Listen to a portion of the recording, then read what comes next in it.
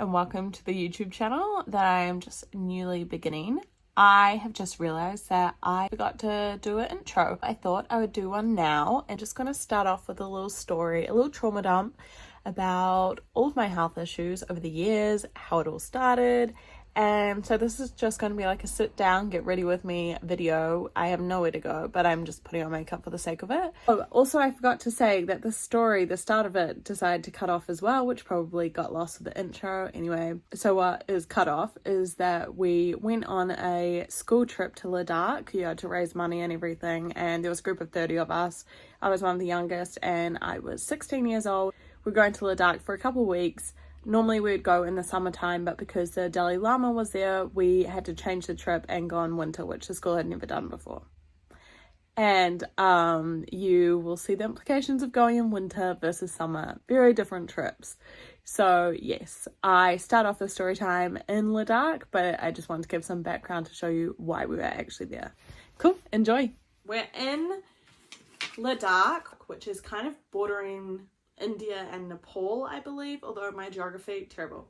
We get off the flight, super exhausted, and the first thing I noticed was it's freezing. Like, Ladakh, you are at such a high altitude already before you even go up the Himalayas that it's just so cold. The ground is like barren, nothing is growing there. By cold, I mean that people were wearing jandals in the showers and the water would hit the floor and it would instantly freeze. So to kind of climatize the first couple of days as we just end up walking around the town. So we do like a couple hour-long walks out in the snow and instantly you realize that no matter your fitness level, you're going to be finding this really hard. I instantly was at the back. I remember being really cold the entire walk to the point where like my hands went numb and someone ended up giving me their gloves, which was very nice. But we got told with this hike what we're going to need to do is like pack everything into a duffel bag.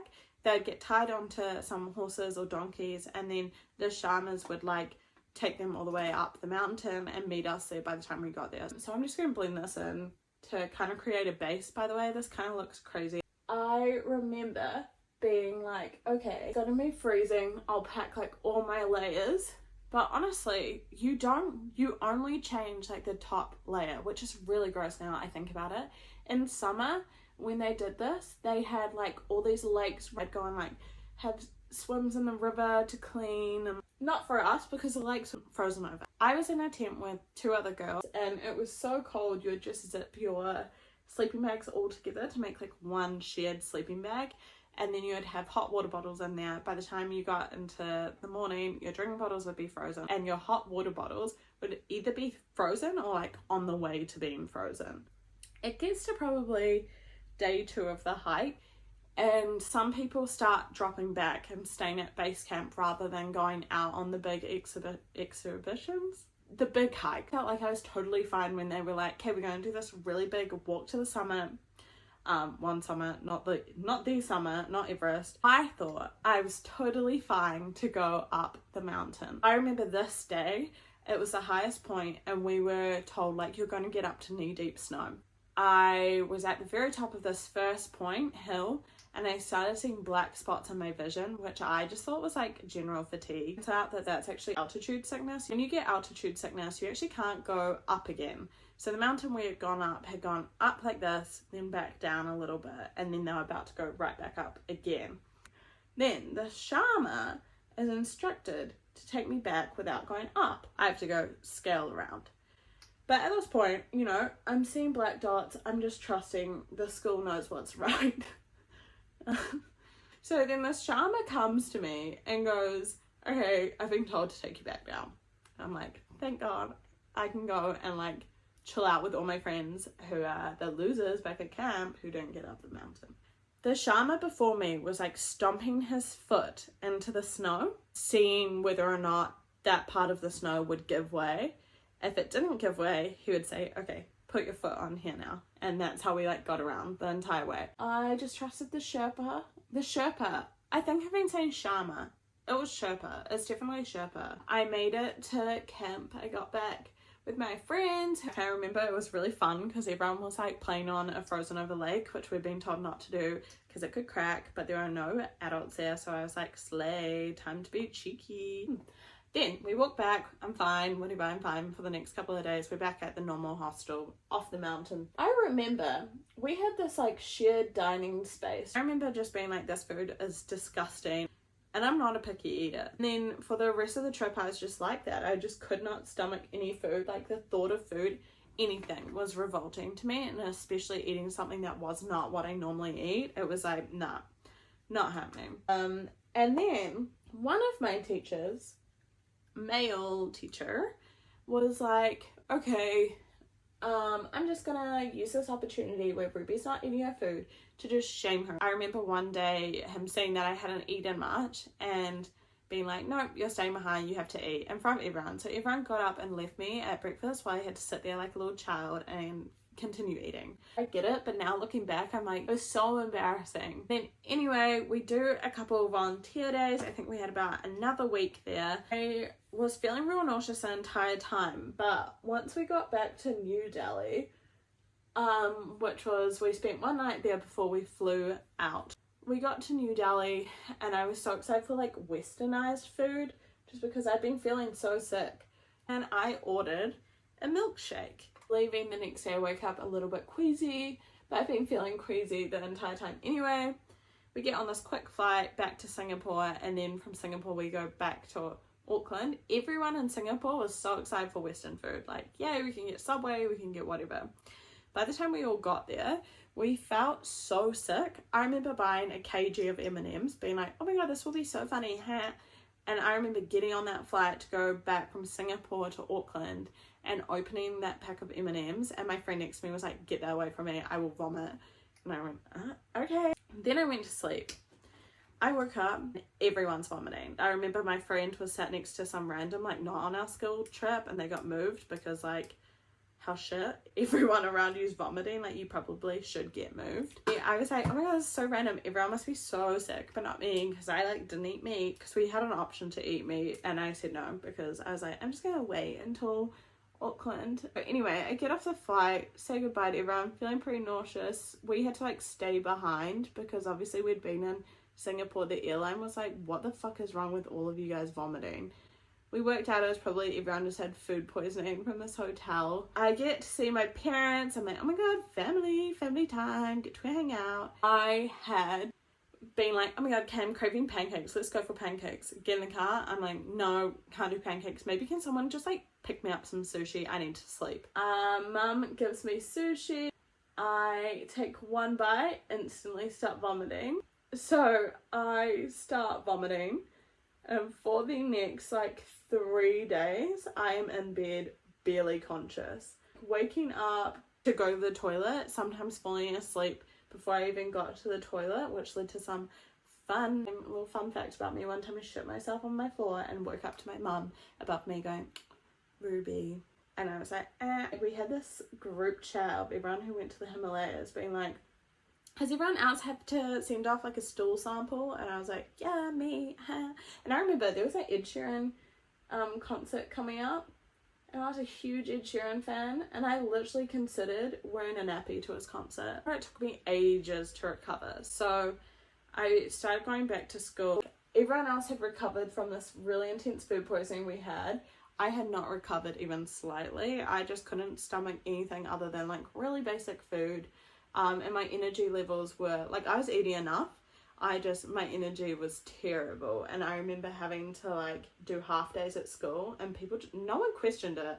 My school was so weirdly lax. I feel like it's because they knew they shouldn't have taken us there during winter. Just remember having to constantly be like, no, I need to go to the doctors again. They tested me for glandular fever. I didn't have that. They tested me for all these different things.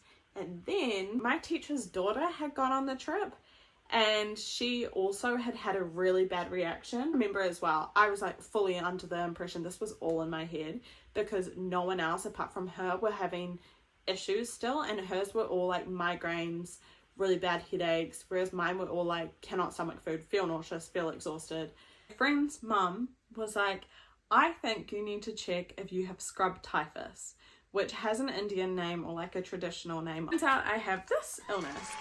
And now this illness, you can only contract from a bacteria you get on a mite that is carried on a rat. So essentially what that meant was there was likely rats crawling on our food or rats nearby. I do think because I tented with this girl, I think that it's likely we both just got bitten by the same mite. So anyway, I found out I had this, which was kind of like, yay, great, but I'm pretty sure we got told that we were one of like 4 people in New Zealand that had ever had this illness. Like, it was not common.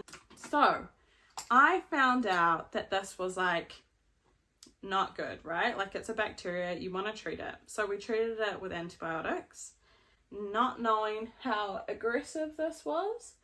I did start feeling better though. So for a couple years after that, I was like way better. I was going to school, like full days eventually. Then I remember in my final year of high school, I just had really bad stomach aches. Anything I ate, I'd be in pain. Did so many different diets. So I went to lots of dietitians, I went to naturopaths, I did all these different little like tapping something, getting herb mixtures. I did Western, Eastern, I did every medication possible. I just was not feeling better. I just remember being like, I'm so over it. Like, I'm fine. It's just gonna be my normal that I'm just always in pain. And then I remember my dietitian told me, nutritionist dietitian, I don't know the difference, sorry. She told me, you need to start a FODMAP diet, you have IBS. So I went through this whole exclusion FODMAP diet and I didn't really feel any better. Like, once it got into the reintroducing phase, it was actually really hard to identify what food was irritating me. It felt like anything I reintroduced irritated me. But at the same time, I was kind of lying to myself, like, oh, it's fine. It's like, because I wasn't feeling that much better when I wasn't eating it either. So I was like, it can't be that. That's causing all of this pain. I ended up just keeping it so I didn't reintroduce. And I went off to a different city to uni to live in halls. And I remember asking them, like, can you cater to FODMAP? And that was really difficult. So I ended up just kind of trying my best. I remember not eating red meat, not eating beans. Onion and garlic are hard to cut out. And just always being in pain after food. And then all of a sudden, I just started getting really bad acne on my back. Just like on my shoulders and everything. I just remember being so embarrassed of it. So I started going to more doctors for that. And so then my doctor in Auckland said, if you're still having all these reactions, let's keep getting blood work done. I just kept trying. I went to this new doctor down in Wellington who was helping me and getting me to do blood tests all the time. Also, I had my auntie up in Auckland who had been going through all this different treatments for cancer, and she'd been doing Western and Eastern medicine as well. So I started being like, okay, well, I'll try some of the things that she's tried before. But in the end, I went to this woman who told me that I had SIBO, small intestinal bacteria overgrowth. So I was like, well, I've had a bacterial infection before, so that makes sense. So I had all of this testing for SIBO, and I was still in lots of pain, even though she was like, yep, so what we need to do is like all these different treatments for SIBO. Then I remember being down in Wellington. I woke up and I looked like a chipmunk. I cannot explain it. My eyes were like fully swollen. If I have the photo, I'll insert it. But I was so swollen and sore, and it was like eczema around my eyes. I had acne on my face still, I had acne on my back. I was just so miserable and insecure. Like, if you've ever had issues with your skin, you'll totally understand where I'm coming from. And so yeah, that was not it. She just kept telling me things like, oh, maybe you're allergic to alcohol, maybe you're allergic to blue food coloring, maybe you're allergic to dust mites. So it was so much money constantly thinking like, maybe I have something else I need to change. Like, oh, I just wouldn't have all of these issues if I just got a dust mite safe pillowcase or like a better vacuum. It's just a lot of like trying to deal with the small things, but like not fixing the root of the issue. And then I still had all of these issues with my stomach, and I was saying to her, they feel like cramps in my lower back, I'm exhausted, all of this stuff. I also ended up getting glandular fever, which did not help any of my like medical things, because I was like, I'm so tired. And they were like, yeah, well, you're just sick with SIBO. I remember being so desperate for an answer and constantly going to all these different like health people, spending so much money and time. and it was really, really emotionally draining. You never want to feel gross in your own skin, and that was a really hard part. Was like, I'm physically in pain, I don't look my best, I feel really disgusting, I'm exhausted, like my stomach can't even absorb any food properly. Like, I just remember feeling so awful and so insecure, and like all my friends were so nice, but I just was not happy at all. I then moved into a flat with my friends, and luckily over summer my auntie had told me to go to this woman who was essentially like an energy reader and healer. And now I want to really preface that I was desperate at this point. I had done everything I could. So I was pretty desperate, and you know, I went to this woman and she explained to me what she did, and I just remember sitting there going, okay. I remember being like, look, my stomach's really sore, I'm constantly in pain, my skin's like this, blah, blah, blah, blah. And then she sat with me and she looked at me and went, did you go to Asia sometime in the last 4 years? And I was like, yeah, I did actually. Like, how do you know that? And she was like, yeah, you picked up an illness there and it never got better. And in that moment, I fully decided, I don't know how this works, I don't understand the whole energy thing, but if you can get me better, I'm desperate. She gave me this very, very, very, very intense diet. In the end, it was no more than 14 grams of sugar a day. No dairy, nothing high in fat, nothing with gluten, just lots and lots of veggies. Also no alcohol. And if you know New Zealand drinking culture and you're a student, that is impossible. I remember hosting every weekend and everyone being like, you're not even getting better on this diet, like just drink, what's wrong with it, just drink. And I remember being like, I know I'm not getting better, but I am miserable and I will do anything to get better, and my option is either do nothing or try something. And so I tried for like a full-on year of this very exclusive diet. I remember being fully covered like here, raw in eczema. I couldn't go to the gym because I couldn't sweat, because that hurt my eczema and it made it worse. So I had to do yoga classes or stretching classes. I 100%, by the way, broke this so many times, broke the diet. I didn't lose weight either. I want that to be very clear. My body was like, you are cutting all this shit out, but like, we're not functioning anyway, so don't worry about it. I did this diet. At the same time, I'm seeing all of these Western medicine people as well. I'm getting all these blood tests every weekend.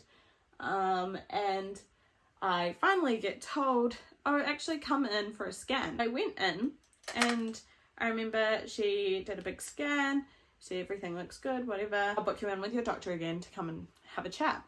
So I ended up going back and having a chat with her, and she sat me down and said, look, we actually can't tell because of your age exactly. I'm pretty sure it was like 20 you can tell whether or not you have PCOS. I might have been like a couple months off 20.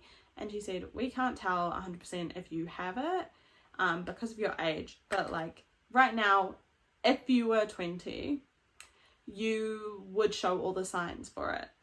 Ever since that, by the way, that's been clarified, I do have PCOS. I had no idea what that was. I was just like, cool, I have another issue. By the way, at this point, I'm so desperate. I'm going to people like osteopaths telling me all of my stomach issues are because my hamstrings are tight. Doctors told me because I didn't wear enough warm clothes when I was young is why I have all these issues now.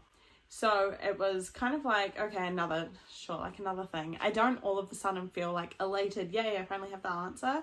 But I'm like, that sounds more realistic than SIBO, because while I think I did have SIBO, I think what was happening, and I have had this confirmed later, was this bacteria from India had never left my system. So while it was coming up that I had SIBO, because I had bacteria in every part of me. So I have been told since that it's likely this triggered my endo, which is also genetic, so I would have got it anyway.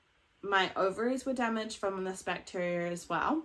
My kidneys were damaged. My pancreas was about to shut down because it wasn't producing any insulin, which is also one of the reasons I went on this very intense restrictive no sugar diet, because I need to get rid of the bacteria before it shut down my pancreas and gave me diabetes. And I started going to a fertility specialist who said, look, it's very likely you also have endo. And at this point as well, I was going through a really, really rough time mentally. I had really bad mental health issues that were just not treated at all, because I thought that it was all because I wasn't diagnosed with something. For me as well, like going out and socializing, right? That's the thing, like partying, drinking. That was a very big part of my life. I could no longer do that. Eating, very big part of my life. Could no longer do that to enjoy it. Exercising, very big part of my life. Completely changed. I had to only do yoga. I wasn't allowed to sweat. At that point, like, it just feels like your body is trying to, like, hurt you. It doesn't feel like you're working with your body. It feels very much like, okay, I'm doing all of this and I still have all of these issues. Also, I'd done colonoscopies, I'd done gastroscopies, I'd done everything. I remember going and getting this surgery where pretty much they just go in, it's keyhole surgery, have a look around, and they said, look, we can't find anything. It does seem that what we're going to need to do is do a full-on endo surgery where we go in and actually see whether or not you have endo. If you have endo, we remove it, stitch you back up. I decided, okay, I'm doing this surgery. I went to meet up with my friend who I'd pretty much reconnected with because she also had endo. She said to me, I was so scared when I went in for my endo surgery because I was so scared they were going to tell me I didn't have endo. And I fully understand that. Like, I remember sitting there and being like, am I the biggest con artist ever? And I'm going to go in and they're going to say there's nothing there. I remember just being so scared, and I really, really, really want to say thank you to that friend who, she was great. She showed me all of her scans and she talked me through it, and went in and I had the surgery. I remember being told beforehand, if you wake up with 2 incision marks, that means that there was no endo found. If you wake up with 3, there was endo. I remember waking up and rolling over in like my little haze. I go to the doctor, how many incisions are there? And she just goes, there are 4. And I remember being like, okay, good night. It's so hard to explain how happy I was by getting a diagnosis, like being told this is real and you actually have been having all of this pain because your endo is like crippling you. The rest, I felt like that diet had kind of sorted it, and my stomach wasn't reacting to every single food. So now the main thing that I had to sort out was this endo, and they had gone in and they'd cut it all out. For some reason, by the way, when I had my endo surgery, this is TMI, I got tipped backwards. So you're on the bed, you get your head tipped back. I like exorcist vomited green shit all through my hair. I woke up in my haze going, Mum, what's wrong with my hair? I heard a nurse telling me there's something in my hair. And then Mum was like, there's nothing wrong with your hair. At this time I had platinum white hair. And then the anaesthetist came in and said, when we put you to sleep, you just start vomiting green shit, which I'm like, what the hell does that mean? What was in me? I don't know. Anyway, SIBO probably. So anyway, then I went into this whole like, okay, I can like sort out my life now. I'm all recovered. My surgeons told me I'll never need surgery again. Okay. Said, look, we're going to put a marina in. It will sort out your hormones, it will keep it level, and that endo shouldn't grow back. In the end, it definitely has grown back. It's another surgery time. I want to just say that this process took years. Like I'm saying, I was in year 11 when I went to the Himalayas, which means that I was 18, 17. I was 16 when I got this illness. I'm now 24 and I don't have it all under control. I just want to say, like, I'm very aware this story is not relatable to a lot of people because who the gets a weird ass disease in the Himalayas? A little bit of a change of scenery because it got dark and my phone died. But essentially what I want to say is that the takeaways from my story is advocate for yourself. Make sure you're learning why you're getting shit done. Try everything. Be open-minded. And also just be really kind to yourself. If you like this video, please subscribe and let me know what you'd like to see in the future. Any endo vlogs, any day in the life, anything mental health.